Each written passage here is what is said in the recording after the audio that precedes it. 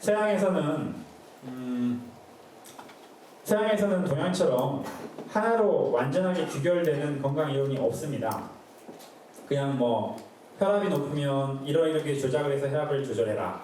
당뇨가 수치가 높으면 이런 호르몬을 조절해서 당뇨 수치를 조절해라. 이런 이제 주변 조각 지식들은 많은데 어떻게 살아야 건강해진다는 말이냐? 이렇게 물어보면 대답을 못해요. 그게 이제 이론론과 이원론의 차이점인데 서양은 애초에 태생이 이원론적이라 이런 하나의 이 통체적인 포괄적인 해답이 부족하죠. 여튼 같이 한번 찾아가 보겠습니다. 이게 이게 뭐지? 이 원래 제목이 인간의 이해입니다. 인간의 이해. 인간이란 어떤 존재인가? 이게 재밌네. 보죠. 이제부터는 좀 과학이나 철학적인 내용이 약간 등장을 할 거예요. 인간이라는 존재는 엄청나게 복잡합니다. 그래서 이런 뭐 중력, 공기, 토양, 무슨 정신 상태, 기회 상태, 감정 상태, 신체적인 자세, 식사 습관, 운동 습관, 수면 습관, 5만 가지 것들이 인간의 인체의 생리 상태에 영향을 미치죠. 그래서 인간을 과학적으로 분석을 하려고 딱 하면 가장 먼저 부딪히는 문제가 이거예요. 변수가 너무나 많습니다. 수학적으로 보면 무한변수 시스템이에요. 5만 가지 변수가 인간의 생리 상태에 영향을 미치기 때문에 이제 어떤 시스템이 변수가 한두 개가 아니고 무한개야. 그러면 과학자의 입장에서 그 시스템을 분석할 때 제일 어려운 건 어떤 변수를 대상으로 내가 연구를 해야 할 것인가. 그러니까 이 시스템이 어떤 변수로 이루어진 시스템인가 이 정의라는 것부터 어려워져요. 그 변수를 잘못 고르면 100년을 연구해도 쓸모없는 결론이 나오기가 쉽거든요. 근데 인간 같은 경우는 변수가 뭐 10개도 아니고 100개도 아니고 무한계에 가까워서 어떻게 보느냐, 인간이라는 존재가 핵심 변수가 뭐냐, 이걸 어떻게 보냐에 따라서 결론이 달라져 버립니다.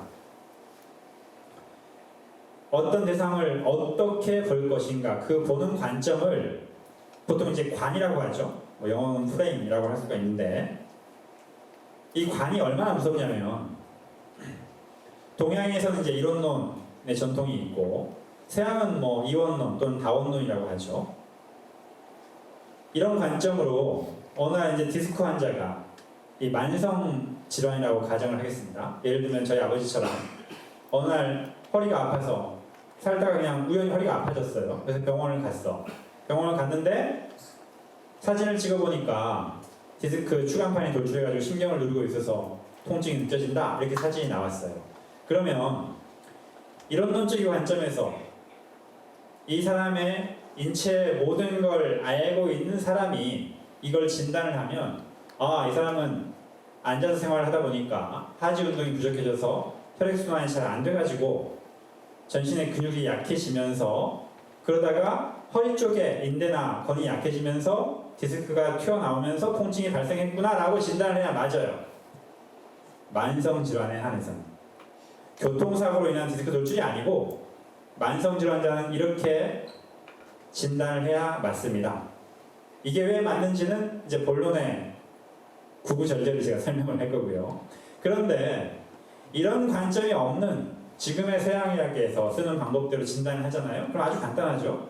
디스크 쭉 빠져나와서 누르네? 그래서 통증이 생겼네? 이렇게 진단하고 끝. 이렇게 됩니다. 부분만을 보는 관점으로 인체를 보면 이런 일이 벌어지는 거죠. 이게 뭐가 중요하다는 거냐? 이후에 어떤 일이 진행되는지를 보면 압니다.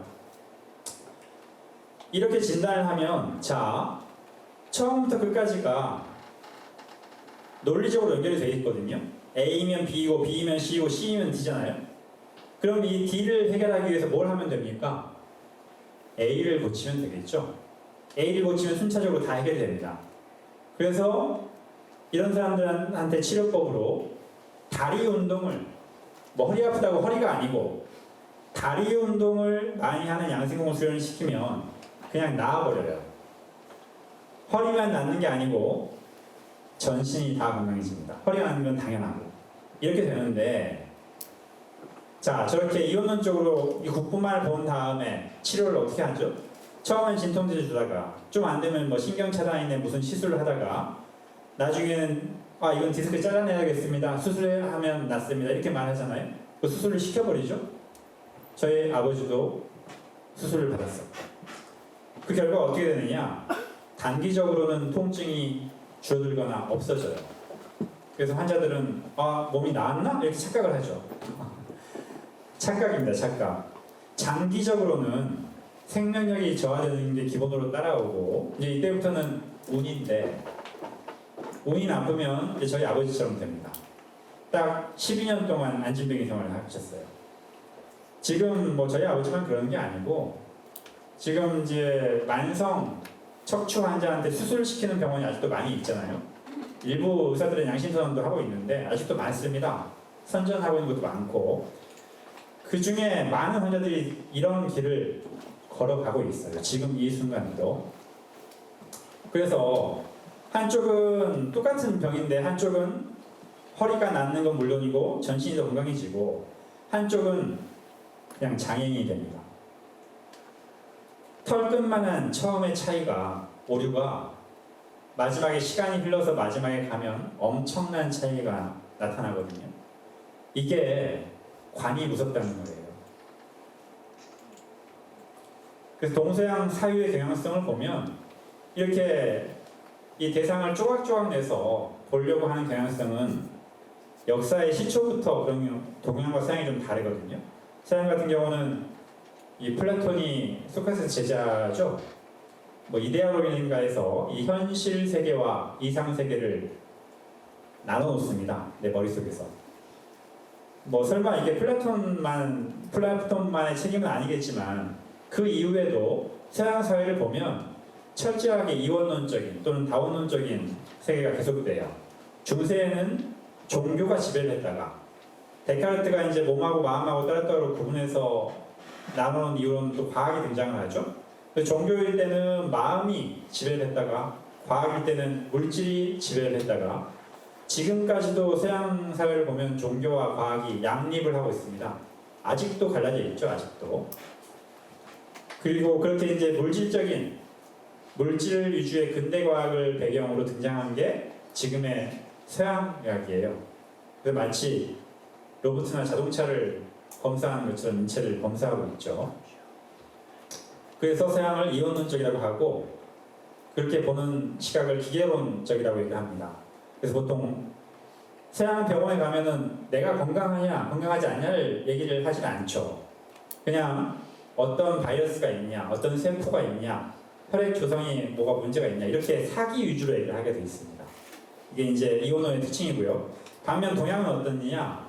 동양은 애초에 처음부터 이론론이고, 특히 생명 중심의 이론론 세상이라 처음부터 끝까지 초지일관 이론론에서 벗어난 적이 없어요. 그래서 이런 문화적 전통이 입각해서 오로지 생명만을 위한 문화가 있었기에 뭐 오금이나 팔당금이나 태국금 같은 고급 수련법들이 나올 수가 있었고요. 일단 이건 그냥 참고로 보시고, 이런 자료는 제가 하도 답답해서 왜 아버지가 장애인이 됐을까 가지고 한 10몇 년을 연구를 하다 보니까, 이렇게라도 연구를 하지 않으면 이 서양 의사들을 이해를 못하겠더라고요. 왜 이렇게 비인간적인 짓을 저지르는가. 지금도 그런 생각이 남아있는데 예전보다는 좀 이해가 많이 늘어났습니다. 지금. 자, 인간이란 어떤 존재인가? 동양에서는 이론론이라고 했죠. 서양은 이원론이고. 서양은 일단 몸 따로 마름 따로, 내지는 몸도 조각조각 따로따로 보는 게 너무나 흔한 사고방식이에요. 이렇게 인체의 각 부분을 기능 단위로 나눠가지고 분과 개념. 사람이 아파서 병원에 갔는데 딱 보고 판단을 해줘야지, 어디 가서 검사해라, 그거 모르겠으면 또 다른 데로 가라, 검사만 가지고 지쳐버리죠. 그런 경우가 너무 많죠. 동양에서는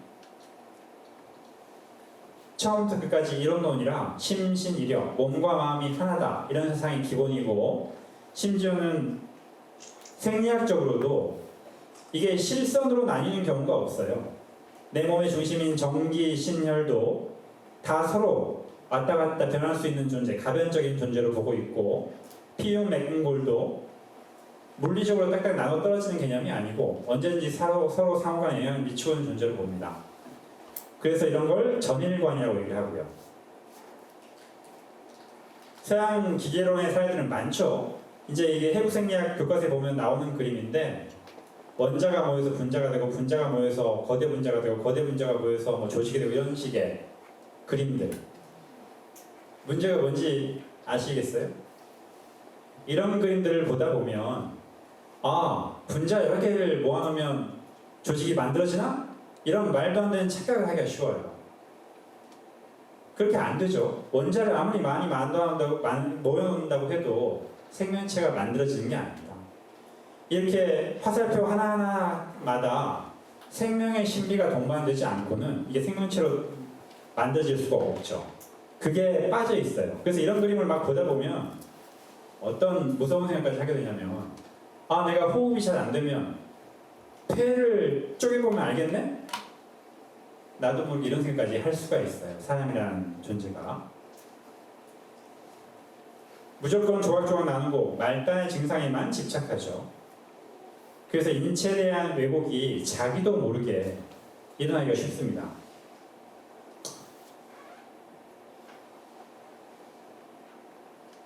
실제로 이제 소화만 가지고 얘기해도 소화 하나가 잘 되려면 신경계라든가 호흡이라든가 혈액 순환계라든가 근육의 상태라든가 호르몬 분비라든가 노폐물 처리 같은 게 모든 게 다 정상적으로 일어나야 소화가 하나가 잘 되는데, 지금 병원에 가면은 뭐 소화가 좀 이상하다 하면은 일단 내시경 검사를 권하는 경우가 아주 흔한데, 이렇게 구조적으로만 소화기니까 소화 기능이 문제가 있으니까 소화기를 막 뚫어져라 쳐다보면 뭐가 보이겠지 하는 그런 기본적인 관점의 한계가 지금의 세아의학의 한계를 만들었다고 저는 생각을 합니다.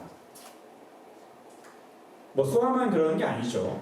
호흡이나 배설이나 면역이나 생식이나 순환 등 인체의 모든 생리는 이렇게 모두 하나로 얽혀서 작동을 하고, 이게 이제 동양에서 말하는 전일관인데, 서양의학이 이런 태생적인 결함을 보완하려면 구조와 기능을 모두 포괄하는 개념체가 있어야 돼요. 예를 들면 한의학의 뭐 장부 개념이나 경락 개념이라는 것처럼.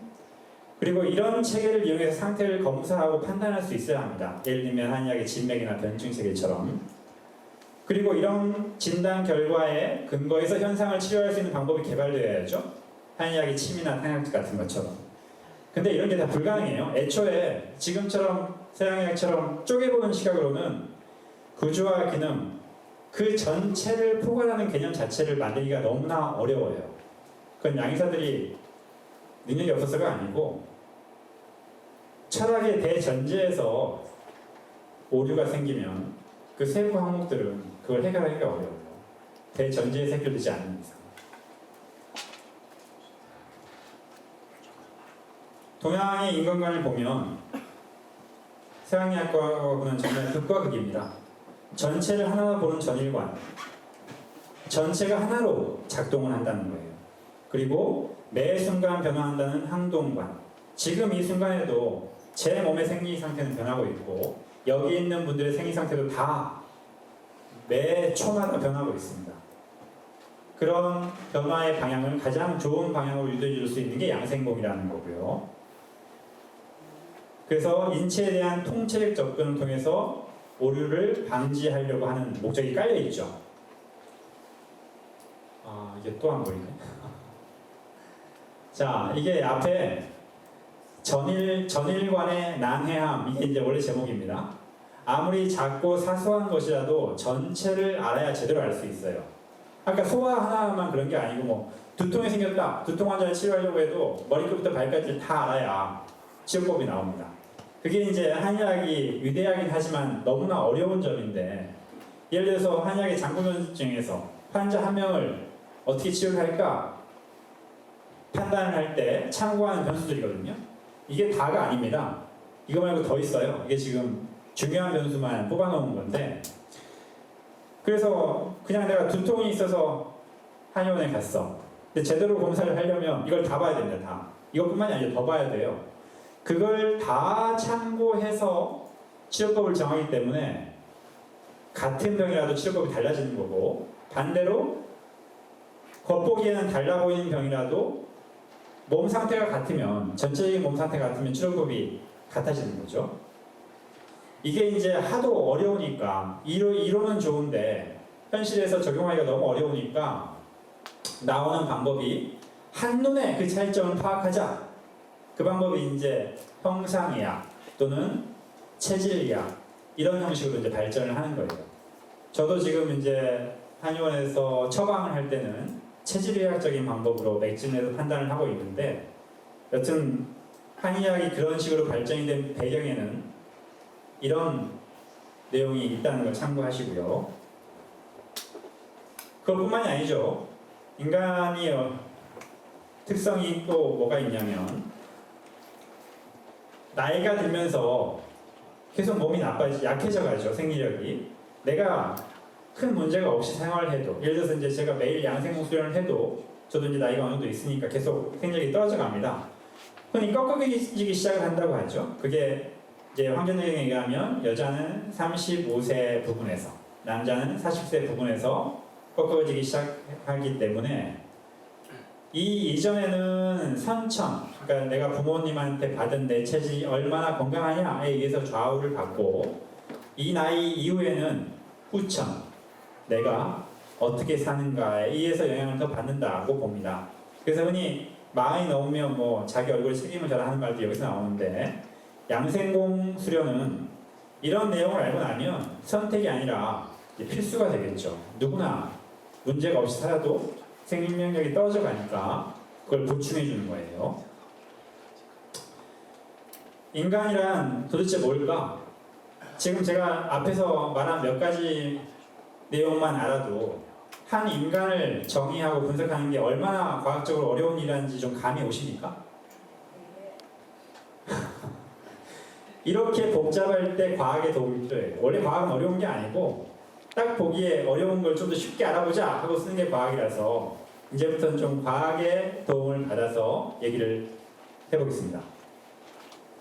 자, 서양의 학자들도 바보가 아니죠. 더군다나 의사들이 뭐 그렇게 머리 좋은 사람들이 의사를 하고 있는데 자기들도 이제 이런 패러다임의 변화를 알 건데, 서양의학이 처음 등장한 게 뭐 17세기, 18세기, 19세기 이때쯤인데, 그 전이 바로 이런 물질 위주의 근대 과학이 아주 융성할 때였어요.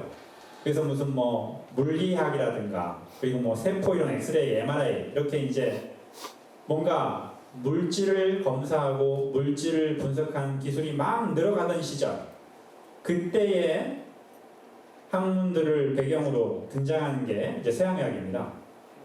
그래서 물질과학의 베이스를 하기 때문에 뭔가에 감염됐어, 뭐 상처가 생겼어, 염증이 생겼어, 내지는 이제 그때도 하필 시기가 1차 세계대전과 2차 세계대전이 맞물려 있을 때와 이게 겹쳐 있어가지고 막 죽어가는 환자 생명 늘리는 기술, 이런 건 엄청나게 뛰어납니다. 근데 여기까지예요. 장점이. 이런 경우는 서양의학이 아주 잘합니다. 칭찬을 해줘야죠.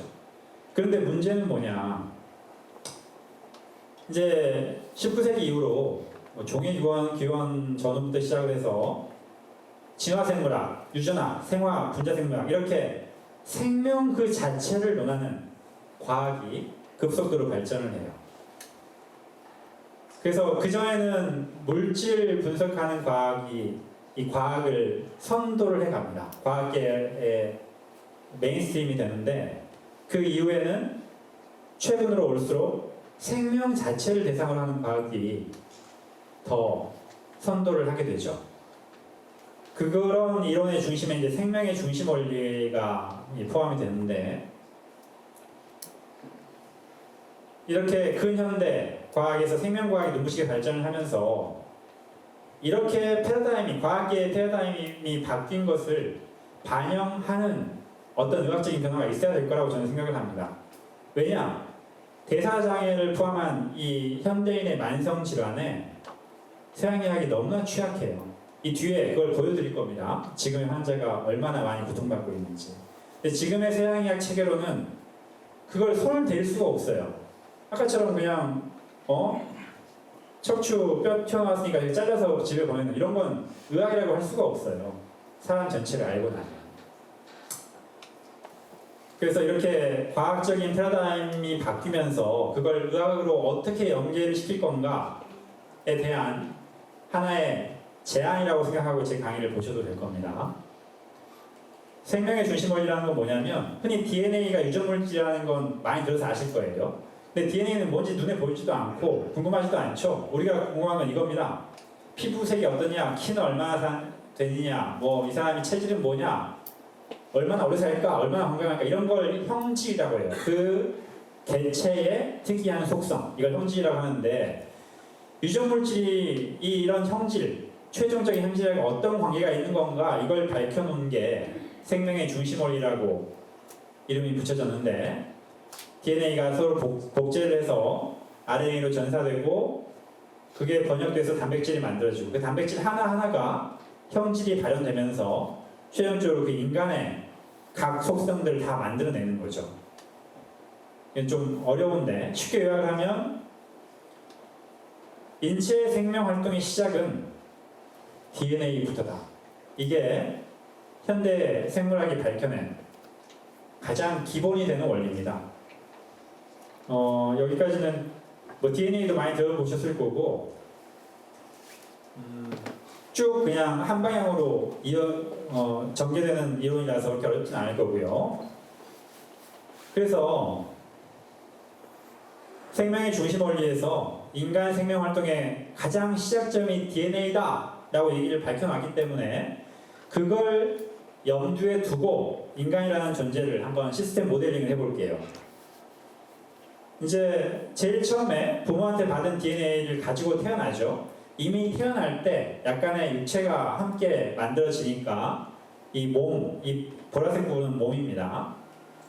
이 몸과 마음이 DNA를 가지고 함께 있는 거죠. 그래서 이 사람이 태어난 이후로 어떻게든 살죠. 뭘 먹거나 뭘 보거나 뭘 느끼거나 뭘 생각하면서 살겠죠. 그걸 이제 복돈 조건이라고 하고 그런 조건을 거치면 이 몸 안에서 어떤 생리 변화가 일어나면서 시간이 조금이라도 지나면 다른 존재가 돼요. 인간의 삶이라는 건 그냥 이걸 반복하는 겁니다. 반복하는 거. 계속 시간에 의해서 반복하죠. 나중에 사망할 때까지 계속 반복됩니다. 근데 이 흐름을 계속 보면 이 그림에서 다른 건 다 변하는데 변하지 않는 게 하나 있죠. 부모한테서 물려받은 DNA, 유전자는 변하지가 않습니다. 그래서 어떻게든 인간이라는 존재를 과학적으로 분석을 해보겠다 하면 가장 중요한 게 DNA 속성이 돼요. 그것만 이해하고 넘어가셔도 충분할 것 같고요. 그래서 생명의 중심 원리가 말하는 인간이라는 건 이렇게 뭐 원자 쪼가리, 분자 쪼가리만 모아놓는다고 생명체가 되는 게 아니고 실제 인간은 정정한 환자가 수정하는 그 순간부터 수정체가 만들어지는 순간부터 단 한 번도 조각조각 나눠질 때가 없어요. 요람에서 무덤까지 언제나 인간은 전일적으로 존재하다가 인생을 마칩니다. 언제나 단 한 번도 조각조각 나눠진 적이 없죠. 이렇게 해서 출생한 다음에 이 사회에서 살아갈 때도 내 몸과 내 마음이 통째로 하나로서 전일적으로 존재하면서 살아가요. 이걸 잊으면 안 됩니다. 가장 첫 단계에서 이걸 잊으면 지금의 서양의학이 저지르고 있는 실수를 똑같이 저지르기가 쉬워요. 그래서 인간의 핵심 변수, 아까 그 인간은 무한 변수 시스템이라고 했죠. 그 중에 어떤 변수가 가장 중요할 것인가를 봤을 때 인간의 생명 활동은 선천적으로는 부모에게 물려받은 DNA에 기반하고 후천적으로는 자신이 선택하는 생활 습관에 좌우됩니다. 즉 개체의 생명력의 핵심적인 두 가지 변수를 고른다면 가장 첫 출발점이 DNA였죠. 그 DNA 속성이 당연히 핵심 변수가 되기가 쉬울 거고요. 또 하나는 같은 DNA라도 어떻게 생활하느냐에 따라서 달라진다고 했죠. 그래서 생활 습관도 핵심 변수에 포함되기가 쉽습니다.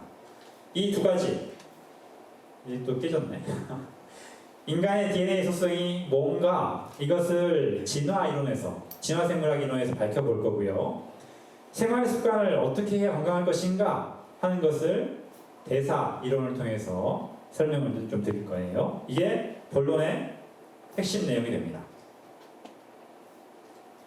그래서 인간이라는 존재는 무한변수 시스템이라 어떻게 보느냐에 따라 결론이 달라지는데, 동양은 이론론으로 전기 내지는 양생을 중시했고, 서양은 이원론으로 그냥 조각조각 나눈 걸 뿐이라고 얘기를 했죠. 그래서 서양의학은 18세기 기대론적 근대과학에 기반한 체계라 얘네들은 이런 걸 잘해요. 들여다보는 거, 현미경, X선 이런 걸 잘합니다. 그런데 살아있는 생명을 논하는 데는 너무나 취약해요. 그게 취약하다는 게 무슨 말인지는 이제 본론에 나오니까 이걸 다시 드릴 거고요. 19세기 이후 생명 중심의 현대과학이 급속도로 발달하면서 이제 대사질환 등 난치병에 대한 돌파구를 찾고자 연구를 하고 있죠. 근데 제가 제안하는 건 DNA와 생활습관 이 두 가지를 핵심 변수로 해서 잘 연구를 해보자. 그러면 쓸모있는 결과를 얻을 수 있다 하는 게 오늘 강의의 내용입니다. 그 생명과학 기반의 신의학이 필요한 상황이라고 저는 생각을 하고, 많은 의료인들이 이건 동의를 할 겁니다. 다만 너무 주제가 광범위해서 어떻게 해야 할지를 헤매고 있죠. 제가 오늘 얘기 드리는 것도 정답은 아니겠지만 그런 분들한테 하나의 실마리가 됐으면 좋겠어요.